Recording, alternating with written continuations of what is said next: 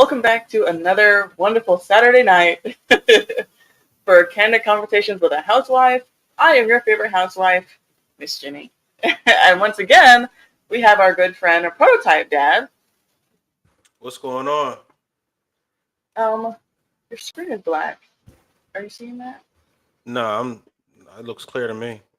Oh, on my end is showing up that your screen is black. But either way, so tonight, we are going to be talking about a very important topic, a very hot topic, which is about happiness in marriage. Because there are a lot of people, and I gotta do this. People I get accused of being a pick me or what have you. But this is definitely a more woman centered thing. Women feeling unhappy, unsatisfied, unfulfilled in their marriage, and they are looking for the closest exit. Okay, now I see you now. And so, yeah, is unhappiness a justification for divorce? And, when you are unhappy, what should you do? All types of things. So, we're going to be covering all of that tonight. Till unhappiness do you part. That's not exactly how the vows go, yet that's what a lot of women hear, a lot of people hear in general. But yeah, so David, you can bring up the article and we'll start reading it. When I was going over this for my notes, I thought this was a really good article because this was actually coming from the man's perspective. But, we'll get into it as we read it. But as someone who his marriage was threatened by, his wife feeling unhappy and how he responded to it. And so you don't normally get that perspective. Usually you just see the video of the person who is unhappy when he wants to leave. And they're telling you all the bad stuff about their spouse and why they feel justified in leaving. And, you just get one perspective. But over here, you're kind of getting two perspectives. Because you get his wife gives him a letter. And so you get that. And then you get his response and how he works to rectify that and better his marriage. So I thought it was very good and a very palatable teaching moment. And so that'll be good when we get that. But yes. And so before we get into that, how are you tonight, Prototype Dad? I'm doing pretty well, man. I can't complain about anything in life right now. Well, that's terrific. And what do they say that no one would listen if you did anyway? So No, that's not necessarily true. I think times have changed where people are listening to people, men, especially with November being mental health month for men. You know what I'm saying? I think people are listening to everybody what everybody has to say at this point. so November is Men's Mental Health Month. I think it is, yeah, something like that. Oh, okay. Does that go along with No Shave November, or is that just totally different? I don't know. I don't Oh, know. I'm just regurgitating what I've been seeing lately. okay. Yeah, that's good. I might have to talk about that. King Ball, he's in the chat. He says, "Good evening, all. Good evening, King Ball." Um, so yeah, man, I have just been so busy lately. Just been running around, and I also, this is also a very timely topic because, I've only been married for 2.5 years, Oh, but you're new to it. oh yes, yes, you didn't. Gotcha. I hadn't told you that before. No, I maybe you did, but I didn't catch. I didn't know you were so new. Oh yeah, yeah. So just 2.5 years. It's funny this time of year. I feel like this is like my husband and I's time of year because we have three anniversaries that we celebrate, which is the day that we met, the day we started dating, and the day we got married. Mm, And so October 24th is the day that we met. We started dating on November 13th, and we got married on March 21st. okay, that's cool. That's cool. Um, so yes, so yeah, I consider like the fall and winter are much more special to me than they were when I was growing up because I'm not big on cold. But What was the mark of? Hey, now we're dating. what was it? Gosh, I'm gonna have to do a show where my husband comes up and talks. But probably, I think he like formally asked me if I'm remembering correctly. He asked you to be his girlfriend. Yeah, or Is that what happened? Oh no, I remember now. It's already being fuzzy, and it's only been 2.5 years. But I remember it was the fact that he told me that he loved me. Um, So y'all were and talking a lot since y'all met.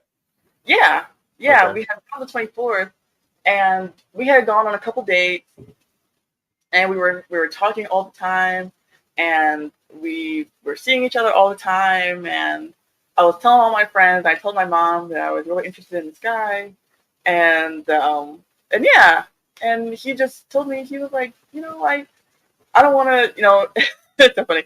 He was like, I don't want you to call me a simp or anything, but I think I love you, and I didn't say it back because I I didn't want to say it and not mean it, but I was like, thank you, I appreciate that.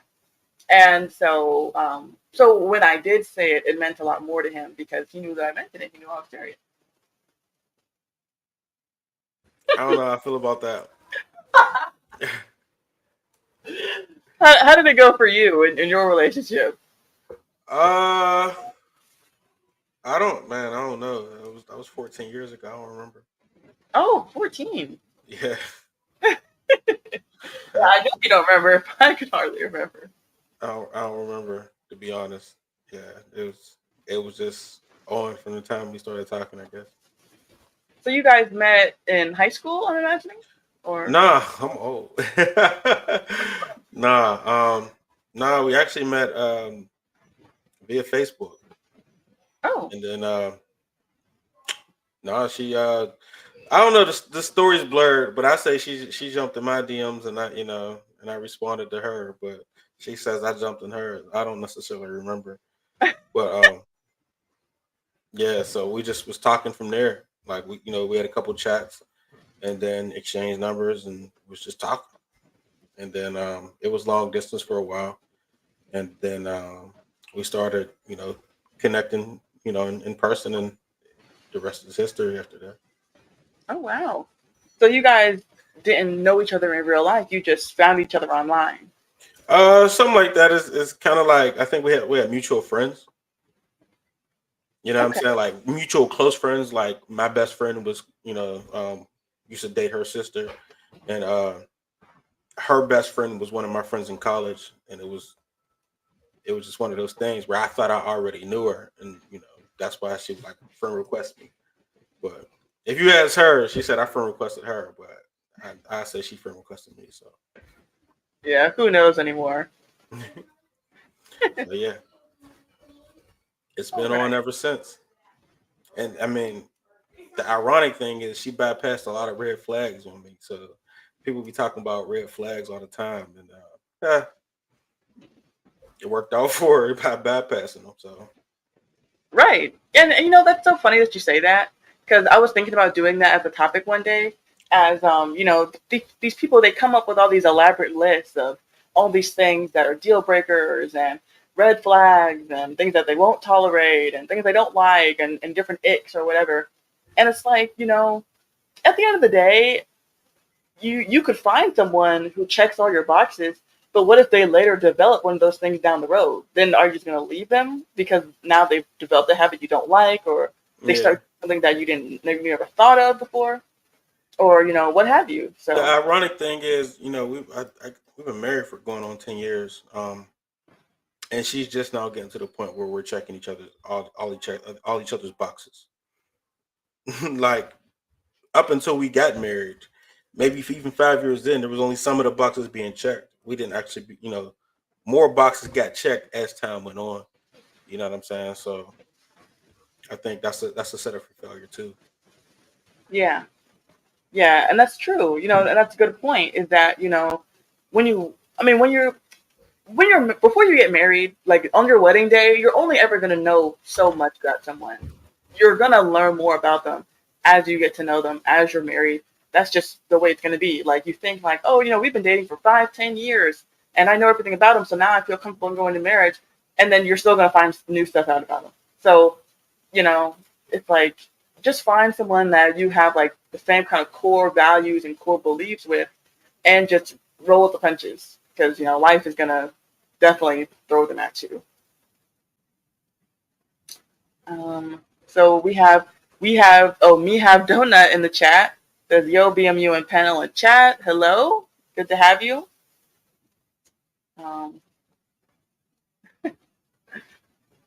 so So to even go deeper, like you know what I'm saying about the red flags, right? So like I was engaged before her and I had just broken off my engagement in September. I met her October and we actually started like really dating in November. You know what I'm saying? So not only did I have I just got out of an engagement, I had a kid on the way. oh So okay. that's like two red flags. So I was honest and was like, hey, I got a baby coming. And she was just like, okay. And went with it anyway. So Well, I guess she must have seen the potential and saw the kind of man that you were and the quality of the man that you were, and I don't know. um, I don't know. I can't even answer that. Why she would go for it? I don't know. I don't want to give it that much credit. you don't want to give her that much credit. Nah. Oh man. But yeah, it's interesting, to hear the different stories about how people get together, and because sometimes you meet people and you're just like, man, like, how did you guys meet, or what made you guys want to get together? So Mm. it's interesting because, like, I don't know if you and your wife are like the kind of scenario where opposites attract, but that's kind of how it was for my husband and I. We're very different, and so he and his friends, and like my friends, they'll see his friends, or his friends will meet me and my friends, and they'll be like, "What in the world?" And so it's just so funny that it's like two different worlds collided. So are you and your wife kind of like that? Um. No and yes. Uh. We're different in attitude and temperament, but she checks a lot of my boxes that are similar to what I desire. You know, or similar to me, or more so, Okay. she goes with the flow of whatever. You know what I'm saying? It's kind of like whatever I like, she's into. So Okay. Okay, we have Lady Novoa in the chat. Says, "Hey, hi, Miss Jenny and Prototype." Dr. Nakumbe, he's here. Always such a loyal and consistent viewer. We appreciate you, Dr. Nakumbe. Okay, let's get into this article because has a lot of good stuff into it, and I um, really want to pick your brain about what he says. David, if you could zoom into this a little bit, make it just a little bit bigger so everybody can read along if they want to. But yeah, the article says, should couples in unhappy marriages stay together? Um, so, because a lot of people will say that, I guess it depends, like, oh, yeah, if you've been unhappy for X amount of years, then you should definitely leave, or, what have you. Unhappiness is one of the big reasons why people leave today. So, it's good to talk about. So, it starts off with a little backstory. And it goes by saying, almost exactly 22 years ago, I got home from work to find a letter lying on my bed. It was addressed to Harry in my wife Kate's handwriting. I had no idea what it would say, but since Kate was sitting next door, I figured that whatever she wanted to say was best said on paper rather than in person. A few weeks earlier, Kate had confronted me that our marriage was in trouble. I wasn't the friend she needed me to be, and unless I got my act together, our marriage would be over in a year. I sat down to read the letter with some trepidation. It was written as a rather bland job spec of what it was to be Harry's wife: terms, conditions, perks, travel, pay, etc. I didn't really know what to think, but the last couple of lines changed everything. What I really want is a friend, she wrote. Will I ever get it? Who knows? Who cares? Those last two words, in capitals, knocked me to my core. Knocked me to my core. The despairing tone was obvious. What have I done? I thought. I've neglected her so badly. In my mind, it was as if a tiny switch flicked across. Suddenly, I knew I needed to make our marriage work for Kate. I walked next door to find a closed and distant wife. I dropped to my knees and said, I'm so sorry. You've no reason to believe I will change, but I will. The tiny change of attitude, a mental switch, to Kate first, to have her at the forefront of my mind rather than an afterthought, had seismic consequences. Today, we have been married over 30 years and have 6 children. Both of us would readily admit that it has subsequently been far from plain sailing, more of a roller coaster at times, but we're still here and our kids are okay, so must be doing something right. But how typical is our experience? The Marriage Foundation recently published a report by me and Professor Steve McKay at the University of Lincoln that looked at what happens to unhappy couples. We analyzed data from the Millennium Cohort study sample of some 10,000 mothers who had babies in the year 2000 to 2001. We looked at what happened to the mothers as couples between the first and last of these waves, i.e., over a period of just over 10 years. At the initial wave, mothers and partners, if present, were asked, "How happy are you in your relationship?" Answers were scored from 1 to 7, where 1 equals very unhappy and 7 is very happy. Mothers were also asked if they suspect that they are on the brink of separation. The answers were scored from 1 to 5, where 1 strongly agrees and 5 is strongly disagree. We found that some 5% of unhappy were unhappy in their relationship soon after the baby was born. Just under a third of these then split up. Of the majority who stayed together, only 7% of the 5%, so that's 0.3% of the total sample, were still unhappy by the time their child was age 11, whereas 68% said they were now happy. So we've gone into a little bit of it. Prototype Dad, what's turning your gears right now about this article so far? So the end all question, right? Should you stay in your marriage if the end all be all is should you stay in your marriage if you're unhappy? And the answer for me is no. Um, there are times where there are some rough times, but for the most part, nah. You should not stay in that marriage if you're unhappy. Um, from my personal experience, after the pregnancy and during the pregnancy was a different time. You got to kind of give it some cool down after that because nobody's themselves, so that might be a little bit unhappy and rocky. But outside of those kind of differences, um, if you're still not happy and that's your day in day out, then nah, you gotta get up out of there. Okay. Um, yeah. Well, I wouldn't say that unhappiness is a legitimate reason to leave, but like you said, you do need to have some grace, especially transitional period, like going from no children to having a child. Um, and like I've heard that having a child can, bring a lot of marriages to their knees because it's such a major shift. And he addresses this also in the article. And it says American studies mirror our findings. A 2002 study found that 2/3 of unhappy adults who stayed together were happy 5 years later. They also found that those who divorced were now happier, on average, than those who stayed together. In other words, most people who are unhappily married or cohabitating end up happy if they stick at it. Like Kate and I, they find ways through. And so I really found this part interesting when I was going through it. That said that people who divorced didn't get happier after they had divorced, which is what people always tell themselves is that, oh, if I just get rid of my spouse, then things will get better. And it's like, that's not really how things work in life. It's not like the problems that you have are usually your problem. Like you are the one who's creating your own problems. It's usually not your job necessarily. It's not your spouse. It's not your kids. It's not X, Y, and Z external. It's you because the primary thing that affects, your feelings is your attitude. And so if you're unhappy in your marriage, then you probably have a bad attitude towards your marriage. And therefore, you leaving your spouse is not going to be the magic key to making yourself happy because single life has its, struggles and issues. And so if you're going to carry a bad attitude into your single life, you're still going to be unhappy.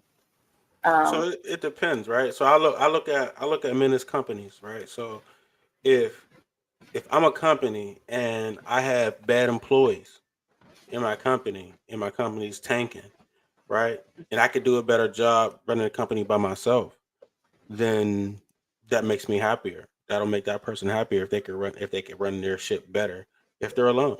You know what I'm saying? Essentially, no, your company can only grow. I mean, your company only can, it has a cap if you're doing it by yourself. You know what I'm saying? So eventually you're gonna try to rehire some good, good employees again, so you can have some bandwidth. But for the most part, if you got bad employees, you got two options: either train up your employees, or if they're just bad, then you got to cut them loose. You know what I'm saying? You got to protect the company by any means. So that's how I look at it. I get that. I see that perspective. Um, but what about your vows that say, for better or for worse, until death do you part? I mean, I hear you, but if you're if you're miserable, there's no point of living through that. There's really no point. You know what I'm saying? So, but I mean, I take that upon the man though. I think if your marriage don't work, it's the man's fault anyway. You know what I mean? Like, I'm not gonna blame my employees for my company going downhill. I'm not gonna do that. So, um, if your marriage don't work, it's the man's fault, and he needs to be a better leader. Now, I can definitely see that, that everything rises and falls on leadership. And so, being that the man is to be the leader, he's always going to play a bigger part in if the ship sinks. Um, I like this comment that Me Have Donut left. He said, "I don't often quote Dr. Phil, but even he said that there is no 50-50. Both parties either put in 100% or watch any marriage out there slowly fail. These marriages that work out have both parties put in work." Yeah, I agree. Um, that both parties should put in 100, but that's just not how life always goes. Is that one person might be going through a really tough season, whether it be for health challenges or mental stuff that's going on, emotional trauma. Maybe a loved one dies and they're going through grieving. um, like we said earlier, there's a new baby introduced, and that can, rock the relationship.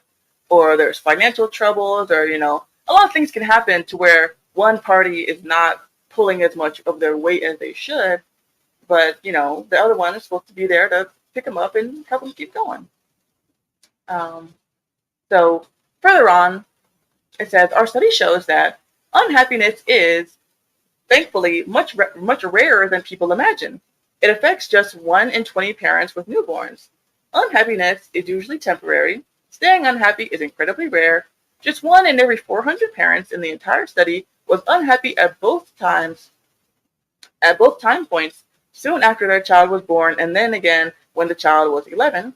Furthermore, we found that the small minority of married parents who suspect their relationship is on the brink have a similar breakup rate, just under 30%, as couples who do not think they are on the brink. They're not That's not the case for cohabitating parents with newborn children, who, regardless of how secure or insecure they are in their relationship, are more likely than married parents to split up during the next 10 years. Now, that just seems kind of obvious to me that, of course, people who are cohabitating are going to be more likely to split up than people who are married because there is not that glue there. Like I said in my very first Candid conversation, what is marriage? And I stress that marriage needs to be legally binding, because if it's not, it's just a glorified boyfriend. You're just a glorified dating relationship. When you have that vested interest, when you have some skin in the game, being some legality to it, you're going to be much more likely to stay. Do you agree with that prototype? Um, yeah, but I'm not sure. I know there is something going around saying that you can leave marriage without paying alimony and child support nowadays. Like it's ruled. It was a it was ruled unconstitutional in the Supreme Court or something like that. So um, Oh, I don't necessarily. I wonder where marriage is going to go once that becomes a thing nationwide. Um, do people still, do people stay married based off of the paperwork. I don't think not anymore. Maybe once upon a time, but I don't think that's necessarily the case nowadays. Yeah, yeah. If a person wants to get a divorce, they're going to get it. No matter how much paperwork or no matter what they signed and said. So that's true. But I do think that it is a little bit of a deterrent. At the very least, it might slow someone down or make someone think twice about doing it. Because even if they've been married long enough to where they have to get a legal divorce versus an annulment, then it is going to cost something. It might just be $150 or what have you, but it will have some financial cost. You will have to do some paperwork. Like if you guys don't have any property, you don't really own anything, it's not going to be as much as if you guys built a business together. But some people just really don't like change, and they might stick around a little bit longer in their marriage because they just don't want to deal with all that. And then by the time they get to a point where they would be more likely to do it, the marriage is better, and they're like, oh, well, I don't have to go anywhere anymore. So there's that. But I do think that probably the number one thing that deters people is their values and beliefs. And it's like, okay, well, I just simply don't believe in divorce, so therefore I'm not going to do it. It doesn't really matter what the paper says. So I think that is a bigger aspect than just the legality of it. But it is. I do think that it does matter. I wouldn't put it. I wouldn't put it on belief system, religion or anything like that, because pastors are getting divorced now. You know what I'm saying? Some Like I've seen that. That's a thing where pastors are getting divorced. Like, which you would think that'd be crazy, but that's what's happening. So I think we're just in a shift, man, where we can't necessarily. It's hard to kind of judge the data at this point because um, what was and why people used to stay together and what's happening now are two different things, and I just don't think we have enough to figure out um, a true situation or like a true answer on why things are happening. Yeah. Well, any kind of pastor who is getting divorced, then he's not, a very good pastor. And people do things, but I don't think that that's the norm. At least not yet. It's still. Well, I mean, when it comes to the religious realm, like a pastor who gets divorced it should not even is is no longer eligible to even still be a pastor because a qualification for a pastor is that he has to be the husband of one wife, and so he cannot have been Where does it married say twice. that at? It don't say that. Um, let's see. I It get it says from it says Google. to be like a bishop or a deacon or something like that. Is one wife, family in check, but I don't say pastor. Well, yeah, the terminology. Yeah, it's just a different term, but it means the same thing. That's not a It's different term. There's two different. That's two different positions in the pulpit. That's two different positions in the church. To be a deacon is one thing, and to be a pastor is another. It's not the same. well, humans have made it different, but the Bible it's all the same, like bishop, deacon, because the Bible doesn't use the term preacher, like in that sense. Um, And then but Paul suggested you not get married, so you could do the will more efficiently, and you don't have any baggage. So what was Paul? You know what I'm saying? I just think for a certain man, I take it for what it says. It says to be at the, whatever it says, bishop or deacon. It doesn't say pastor, but for a bishop or a deacon, that's when you have to have the one wife and your family in check and XYZ. But if, like I said, if you don't have that, you know what I'm saying? Was Paul a deacon? Was Paul a bishop? Because he wasn't married, so he falls under a different rule, right? well, he was just someone who preached the gospel. He didn't like have his own church that he was the leader of. But you understand, well, Paul most wrote he wrote most of the New Testament, correct? So, like Yeah. a lot of people follow what Paul is saying, and he did. He was the preacher. All those different churches formed based off of what Paul was saying. So there's a difference between those titles. Yeah, so when it comes to being like a deacon, when you have like a church home, yes, and this First Timothy 3, yes, First Timothy 3:12 and 13. And so when a person wants to become like the pastor of a church, the leader of a church, then there are certain qualifications that he has to meet.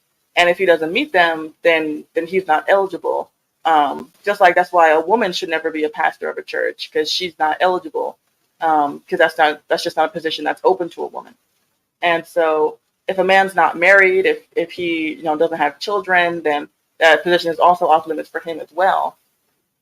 Um, and so, but Paul, he didn't have a church. He was just a preacher, So just you're someone who saying went those out. he was a preacher, right? So I mean, so you're saying those positions are off limits, but you see churches have those people in position regardless. They'll have women pastors, they'll have unmarried preachers, if they was married or not, divorced or whatever. Nowadays, we live in a very interesting time where we have complete LGBT churches that you know what I mean. So I mean, where's the line there? You know what I mean? Where does it begin and where does it stop? Oh well, yeah. I mean, the anyone who's doing that, any church that has an unmarried pastor or a woman pastor or God forbid a queer pastor, those are rogue apostate churches, and those are not even legitimate churches. So that wouldn't even, whatever they're teaching is erroneous, and it's not even a serious church that's worth its weight in salt. So, the Bible, the standard, it's clear, and so any church that is not lining up with it is just, okay, well, just not a serious church. So what do you even think about people that get divorced in the first place, right? And remarried? How do you feel about Yeah, those people? getting divorced and remarried is a sin. You getting divorced is a sin, and then getting remarried to someone different is also a sin. It's adultery to be married to someone who's been divorced. And so and the churches, they should be teaching this. A lot of churches don't teach this anymore. Um, and so that's why it's so important that we tell people that you need to stay married, because unless your spouse dies, you are still married to them in the eyes of God, whether or not you guys are living separately or if you've been legally divorced or what have you. You made that union before God. And so as far as he's concerned, you're still married. And then if you go and you join up with someone else, like if you are hooking up with someone else and you're single, or if you get married to someone else, that is adultery, and God puts the death penalty on adultery, and so it's very serious. And so it's a shame that more churches and more people are not talking about this, because it's a very grievous sin in the eyes of God.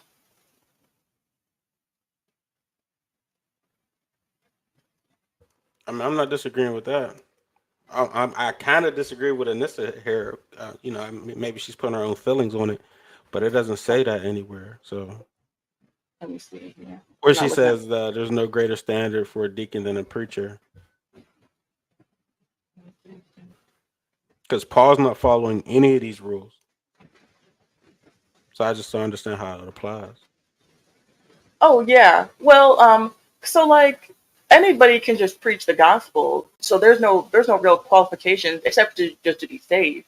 Any saved person can preach the gospel. But to have the title of being a deacon or a bishop, that is when you have to meet higher qualifications. Um, I agree with that. Right, but she said then no greater standard for a deacon than a pastor. I'm preach. So maybe she flipped her words, but oh, maybe so. But CBN Tech Talk says, but in the Bible, it also said either the spouse died or committed infidelity, then you can marry someone else. Um, well, okay, let me pull that up it so never we can says you all. can marry anybody else. Yeah, It yeah, says you can you should. you could divorce that person, but you're only able to marry that person again. Right. Where is that?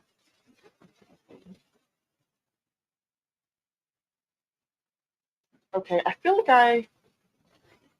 like I know what verse you're talking about, but I'm having a hard time pulling it up. Um, oh, let me see. This is the kind of stuff I talk about on my channel. Um,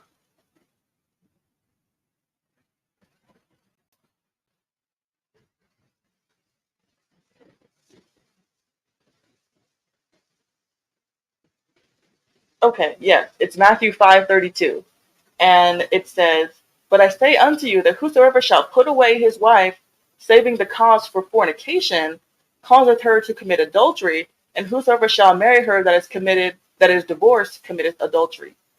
And so the new versions, they'll change this to say sexual immorality.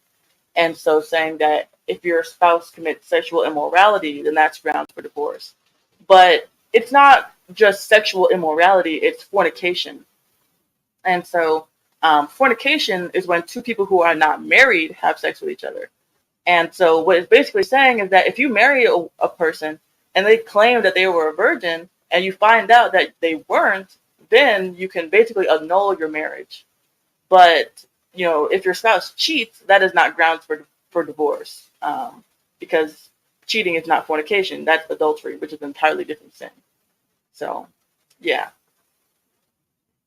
Um, Me Have Donut says Matthew 19:9, I think, speaks on getting remarried. Um, yes, it does. It says, I say unto you, whosoever shall put away his wife, except it be for fornication, and shall marry another, committeth adultery. And whosoever marrieth her, which is put away, doth commit adultery. So yeah, just very similar to the one in chapter 5. But getting back to the article, are you sure about that? Yeah, because fornication and adultery are not the same thing. God put the death penalty on adultery, but fornication is not usually what He does for that. Usually, the sin is just that you have to marry who you have sex with. But yeah, and so going back into it, it said, "How did my wife and I do it?" It turns out that our experience is growing apart after the children arrive on the scene is very typical indeed. When couples become parents, everything changes. Forget Mars and Venus. The differences between men and women that matter most is that women have babies. That long experience of pregnancy automatically and subconsciously tunes a woman's mind towards her child. So, when her baby appears, it's not surprising that mom tends to take charge and make the decision. Like many dads, I loved being involved, but it was all too easy to take a back seat, whether willingly or not, and leave mom to take the initiative. Our conversations gradually deteriorated into a series of functional questions. Can you do this? Or can you do that? That was fine for a while, but slowly, eventually, it began to grate Kate. Kate became frustrated at being responsible for everything. I withdrew and focused on work. Kate then neglected and micromanaged me. We drifted apart. It was very subtle and very common. Someone has to look after the relationship. With mom's focus on the child, that has to be dad. If we men can get into our heads that our first task is to love mom, to notice her, and have her in the forefront of our thoughts, our marriage will be terrific. Happy wife, happy life. Believe it or not, there's research to support this. It's much less true the other way around. For example, in one study of 722 older husbands and wives, husbands reported that they were happier with both marriage and life when their wives were also happy with the marriage. Happy husbands don't seem to have the same effect on their wives. Now, I know you're going to have a lot to say about this prototype, so what do you think about this? I think that's a weak man's rhetoric. Only suckers go by the happy wife, happy life, narrative, man. You have to be happy, you know what I'm saying? And there's no way I'm sacrificing my happiness just so my wife could be happy or whatever. Like I said, the company comes first, you know what I'm saying? And people are happy working for Google. So in my case, I'm Google. People love working for Google, you know what I'm saying, because of all the benefits that come with that. But I'm not sacrificing the company for nobody else's happiness. That's just not happening. Yeah, and I agree with that. When I read that, I cringed because happy wife, happy life. I mean, that is just on the tombstone of so many marriages, and it's just so not it's not balanced, and it's not biblical as far as I'm concerned. The Bible teaches that the man is the head, and the wife is to submit to him and to be his helpmeet, and so she's supposed to get on his program, and so she should be interested in making him happy. And this happy wife, happy life tripe is just not. I don't see that as being realistic, and so I question these marriages and these men, because what it sounds like is that these older men, they've just become complacent in their marriage, and they have wives that are bullies and dictators, and they'll throw a fit if they don't get their way, and so they just realize, what, get it, I'm not even gonna bother. I'm just gonna do whatever she says, and then she'll leave me alone. And that is not what you want out of marriage. Me Have Donut says, "Happy wife, happy life has been contested to bits. Men have been brought to their knees after 40 plus years of consideration with no results. You can't make a wife happy for themselves." Yeah, it's interesting. Like, I was saying, is that, your attitude and how you see your life, the happiness that you deem to have in your life is based on you. Your husband can't make you happy, because we all see men who bend over backwards for women and gone out of their way to please women, and the women walk all over them and mistreat them and leave them. And then we see men who are mean to their wives and don't really seem to care about them, and their wives leave too. So it's not about what the other person does. You have to find your own happiness. You have to make that for yourself. You cannot leave that onto the burden of your husband and say that he needs to make me happy. He needs to do what I want to do, because that's a bad attitude, and your attitude is what you need to be focused on. I think it's um, important to find somebody who like to do what you like to do. It's as a man speaking to other men, like, you know what I'm saying? Like, find a wife that enjoys what you enjoy. And that way you're not chasing her trying to make her happy. You're just living life and she's living it with you and y'all are enjoying life together. But that's why yeah, when you mentioned the opposites attract thing, mm, I'm not necessarily a believer in that. Like, you know what I mean? Like, my wife watches football more than I do. You know what I'm saying? It wasn't always like that. She only used to watch one team and was wondering why I always watched all the teams. But now she's like, "Hey, there's a game on Thursday, or there's a game on Monday." Like, she doesn't miss any games, more than me. So it's kind of like one of those things where she enjoys the things I enjoy. You know what I'm saying? So we can live life together and enjoy life that way. But it's never me trying to always chase after her and make her happy. You know what I'm saying? Like, that's a recipe for disaster. yeah, yeah. Always try to make your wife happy is a fool's errand. CBN's Tech Talk says, "Question for the panel: Why been married to a woman who cheats on you multiple times with someone else and claim it all about her happiness? So the man can't look elsewhere?" Um, I'm not sure exactly I understand the question. Um, like, why would you be someone who cheats on you multiple times and claims that it's about their happiness? You think that's what that means? Why be married to a woman that cheats on you multiple times? Don't don't be married to a woman that cheats on you. I don't understand. Yeah, don't be married to a woman that cheats on Yeah, that's not ideal, definitely. So yeah, yeah, there's some very serious problems, if your wife is cheating on you multiple times, um, in your relationship, and then the part about men can't look elsewhere.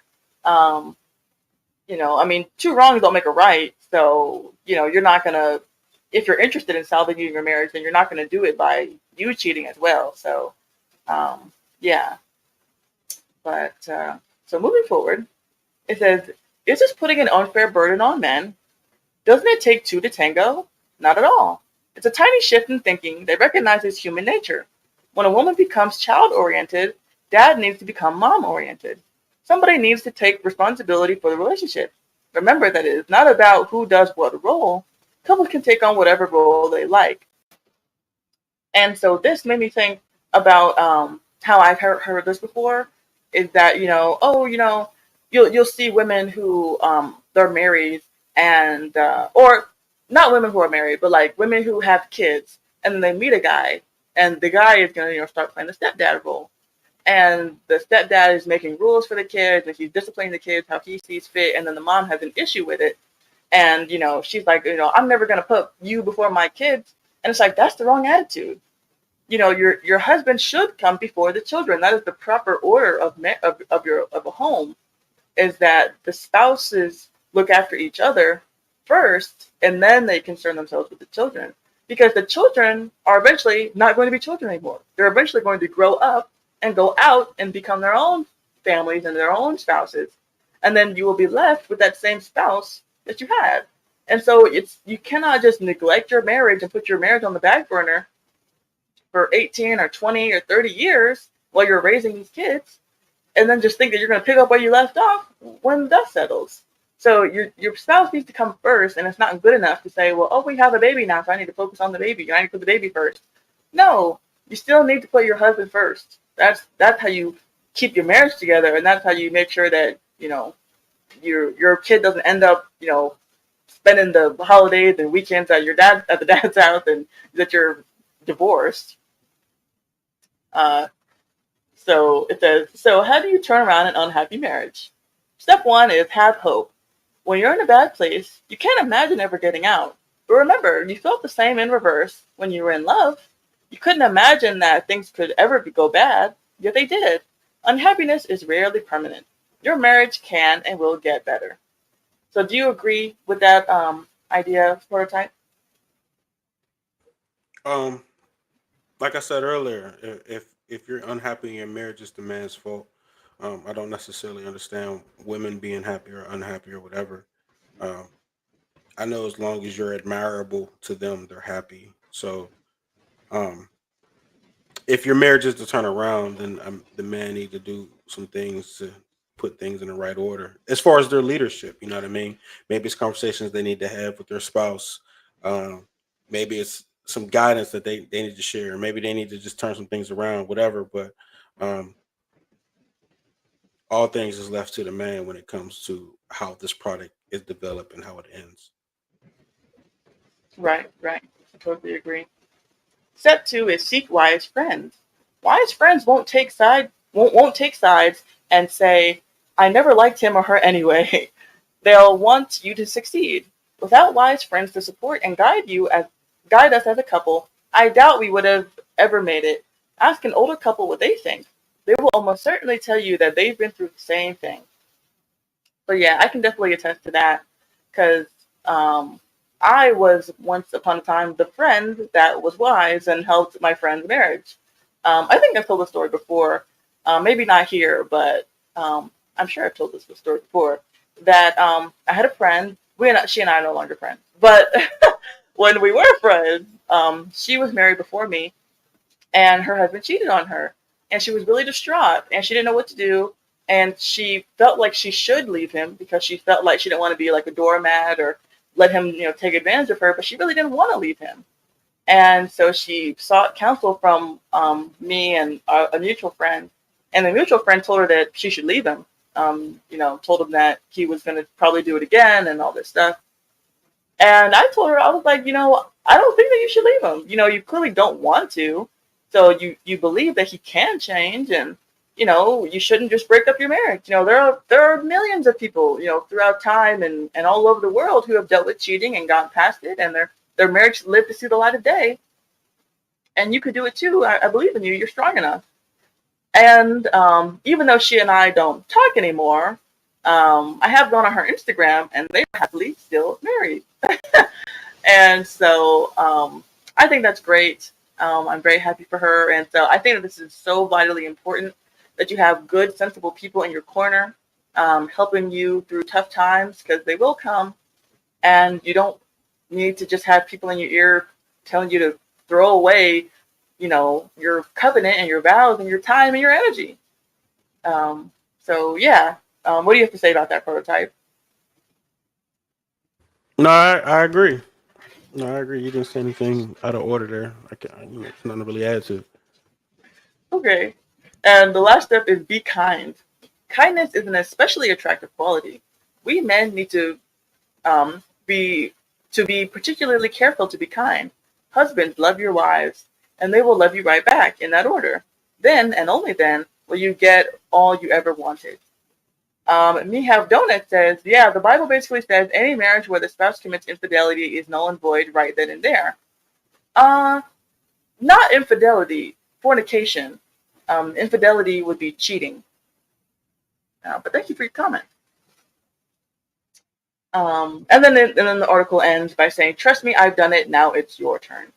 And so, yeah, I thought this was very interesting because, obviously, I mean, the advice that he's giving is working for him. He's, 6 kids in and 30 years in. So, God bless him. It's working for him. But I definitely did see some big cracks in it. Um, and it would sound kind of silly for me to be only 2.5 years in and criticizing someone who's been married for 30 years.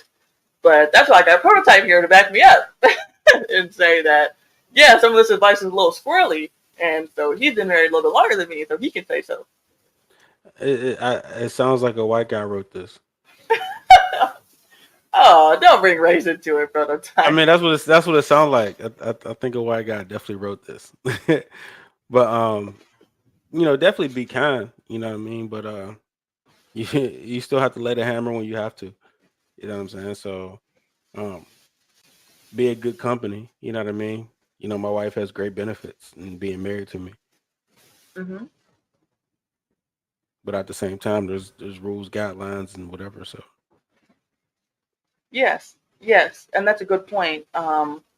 That I once heard, and I probably said this before too, but that men or boys are taught how to treat women, and what girls are taught what to expect from men. But men are not taught what to expect from women, and women are not taught how to treat men. And so, like you're saying, like your wife, she has a lot of privileges being your wife. There are a lot of women who would probably really like to be in her position, and so, she has that role, but with great power comes great responsibility. And so, it's not just anything goes in the prototype household. And so, I think that that's good. I think that that's constructive, and that's how it should be. Your wife is tailor made to you, and she needs to get on your program and do what you tell her. Um, right, but I mean, it wasn't she wasn't born tailor made to me. It was a work that I had to get her to be tailor made for me. right? Yeah, yeah. It's important that I mean, she had like the base level stuff. Like she was cooperative, she was submissive, she was feminine, and that's what got That her was put it. in. Yeah, that is exactly what landed her the job. You know what I mean? Those those three things, and then everything else was being the fact that she was like athletic and has an aesthetic that I appreciate. Those things worked out. You know what I mean? So yeah, I needed all those things to kind of be laid out. But yeah, it was more so just the willingness to learn and to be under the program, and I was just like to work with that no matter what the flaw might be. You know what I mean? So that should be the main thing a guy's looking for is someone Right? who's cooperative. Yeah. And see, and so what I'm saying is that a lot of women don't want to do that. They want to be somebody's wife. They want to be on somebody's arm. They want to have the protection and the privilege of being a wife, but they don't want to submit. They don't want to be feminine. They don't want to be I think obedient. I think all women do. I think all women want to be that way. Just for a certain guy. You know what I'm saying? So I don't want to say that anybody's bad or good. I would say everybody has a Mr. Jekyll and Dr. Hyde or however them names go. Um, a woman would be submissive if she thinks you're that guy. You know what I mean? And if she's not submissive to you, then you're just not the guy for her. And you just got to keep it moving. You know what I'm saying? So I think even the same on a man's part, like every guy's not a bad guy. You know what I'm saying? Like even the bad guys could be a good guy for his prototypical woman. You know what I'm saying? So if he had the right woman, he would probably be a better guy for her. You know what I'm saying? Like I tell people all the time, like my wife, the guy you might know is not the same person my wife knows. Like, you know what I'm saying? Like I have female friends that be like, I don't know how you're married. You know what I'm saying? I'm like, you think my wife knows the same dudes you know? Like she doesn't. So there's some differences there on how you treat different people. Right? Yeah, and that is true. About my father's business, she asked, "Can we define fornication, or did we already?" Yeah, I briefly touched on it, but basically, it's just that fornication is when unmarried people have sex, while adultery or infidelity is when married people have sex with people they're not married to, and so that's the difference. And so there's different severity in the punishment for those two different things. So that's why when in the King James it says fornication, but in these new translations it says sexual immorality or infidelity or adultery, but it's not the same thing. So I was just drawing that distinction. Um, and CBN's Tech Talk says the U.S. dropped the ball on marriage for a very long time. Yeah, and it's funny that you use the term that they dropped the ball because dropping the ball insinuates that it was an accident, but they kind of just like threw it down like like when what is it called punting when the guy will throw the ball on the ground really hard. I don't know, but yeah, they intentionally threw it on the ground. They stomped on it when they threw it on the ground with all their different government handout initiatives to get fathers out of their homes and to take kids away from their parents and do all that stuff that breaks up the family unit. Spike. Yes, thank you, Jared. CBN Tech Talk says even the churches fail to properly teach the true foundation of marriage. Yes, the churches have completely been asleep at the wheel for the past 60 years or so. Um, and it's a disgrace. Like Prototype was saying, there are pastors, divorcing their wives, sleeping around, got just anything going. It's just like if anything goes in the house of the Lord, and it's disgusting, it's despicable, and it shouldn't be tolerated. The church is a pandering machine. Yeah. A lot of these churches, they're completely bought and paid for, and not in the sense that the people are owning them, in the sense that it's just whatever the congregation wants. It's just whatever to get people in the seats, whatever gets the tithes flowing, whatever gets them coming back next week to do it again. And it's absolutely shameful, and it shouldn't be tolerated. CBS Tech Talk once again says, so when it comes to the marriage subjects, Ephesians 5:22 through 33 and 1 Peter 3-7, yeah, I mean, those are good passages when it comes to marriage. Yeah. And so, yeah, I mean, talking about how, where God's people are when it comes to marriage, that's a whole separate bag of worms.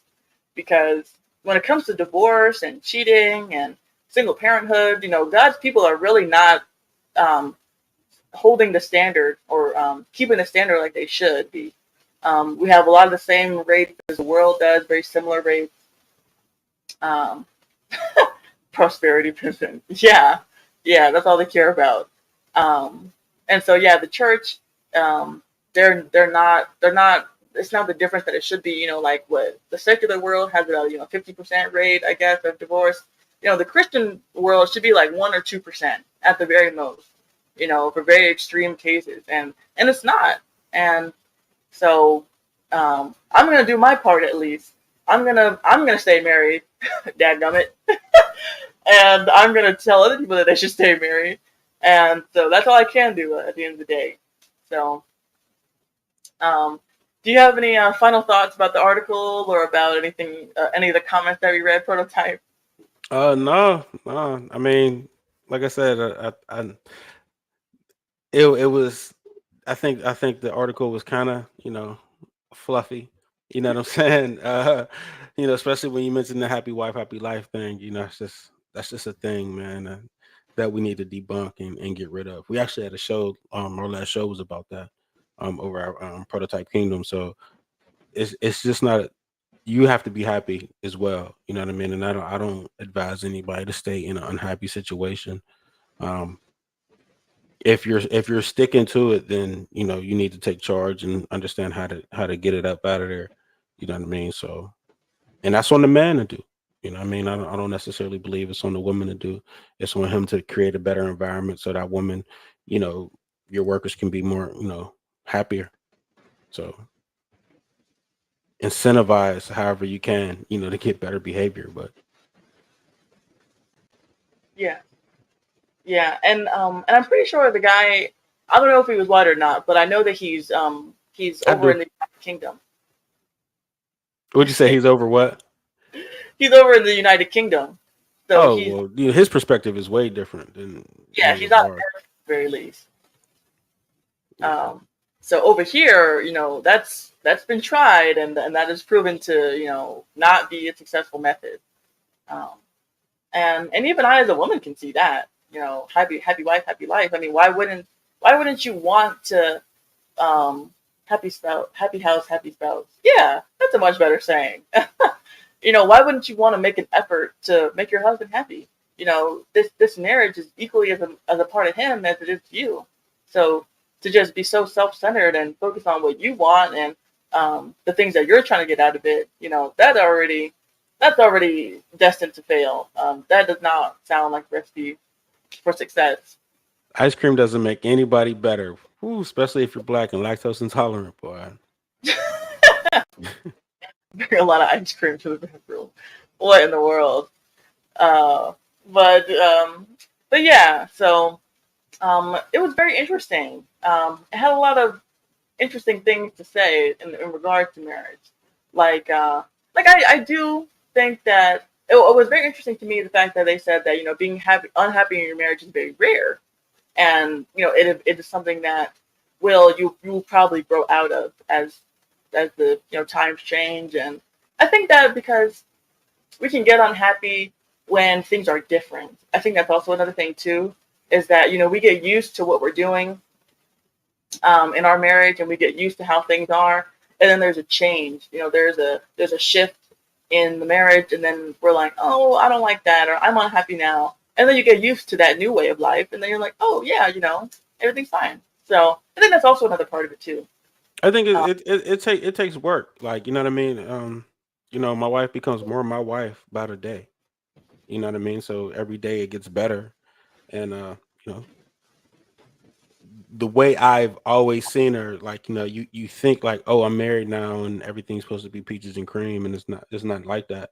It's a lot of work that goes into um getting each other to where y'all still appreciate and like to see it. You know what I mean? Like I said, all the boxes are still not checked yet. But as the days go on, more boxes get checked. yeah, yeah, and then like the last thing that the guy said in the article is about being kind. As you grow in your marriage, you have grace with your wife. That she is not everything that you might want her to be today, but you have grace with her as she grows for tomorrow. And so I think that's also a big thing about marriage, is that we have to have grace with each other. Like I know this in my own marriage, that the day I got married, I was certainly not some chef, and I was making stuff, and it was hardly considered edible.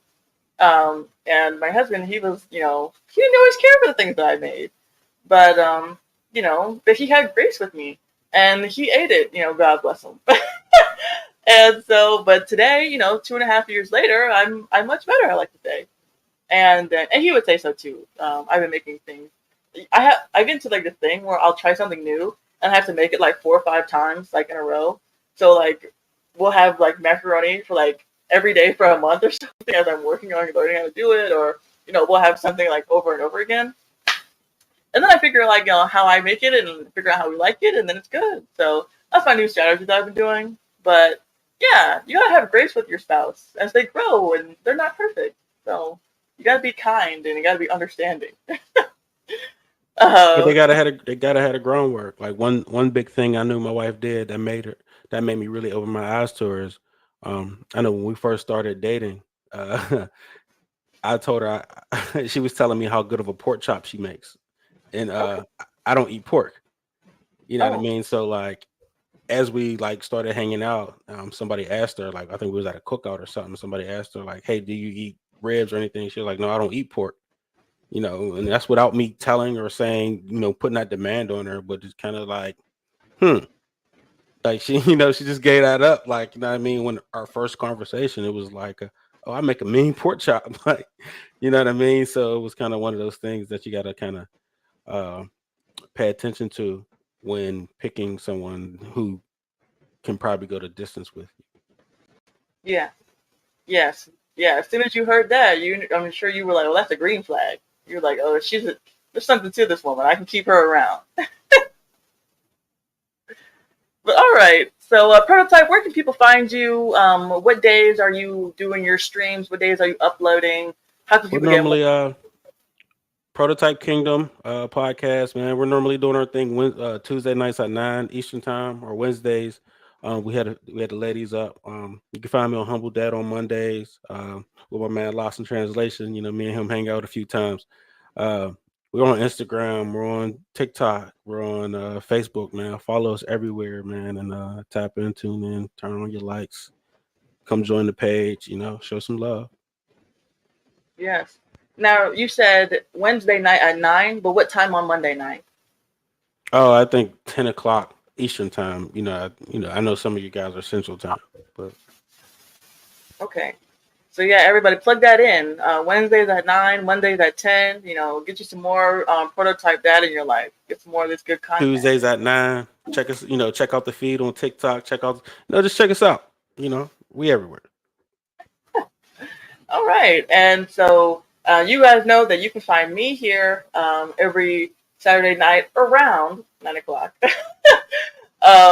And I go live on my channel, Miss Ginny, on Friday nights, usually around 8. Um, you know, God willing and the creek don't rise. I'm there at 8. And then I'm on TikTok as well as Miss Ginny. And so that's where you can find me.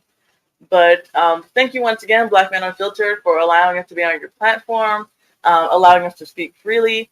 I know YouTube has been trying to, take you down, but we will not be silenced over here. Okay, we're gonna let the truth speak freely.